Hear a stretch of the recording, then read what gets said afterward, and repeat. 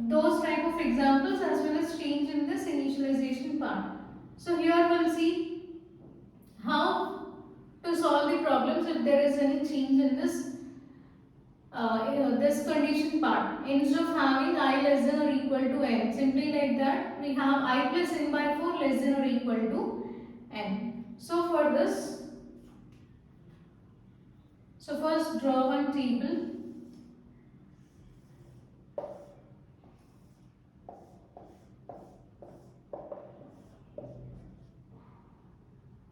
So here this part is iterations part and this is values of I.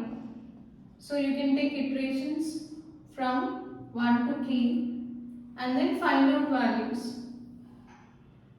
So this is iterations and values of I. So during the first iteration I is initialized to 1, so I value is 1. During iteration 2 I value is incremented by 1, so 1 plus 1 is 2.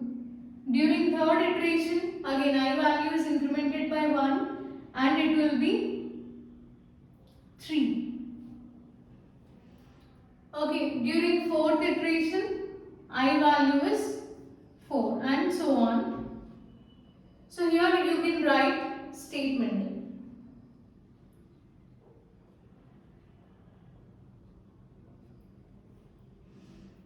During kth iteration I value is equal to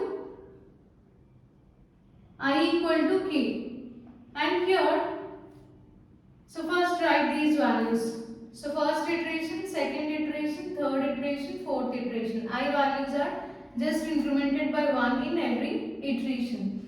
And here the condition is I plus n by 4 less than or equal to n. So here you need to find out this value in terms of I, because we need to give condition here.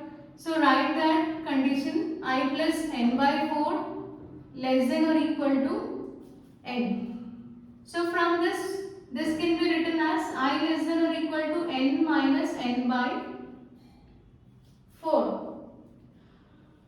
Right?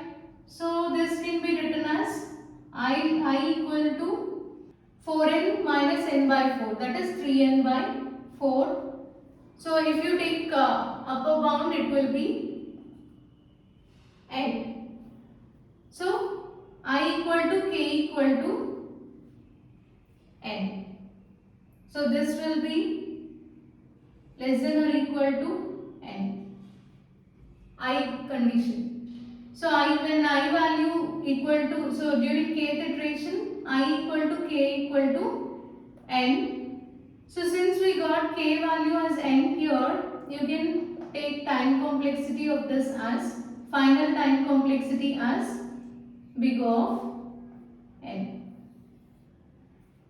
So this is your final answer.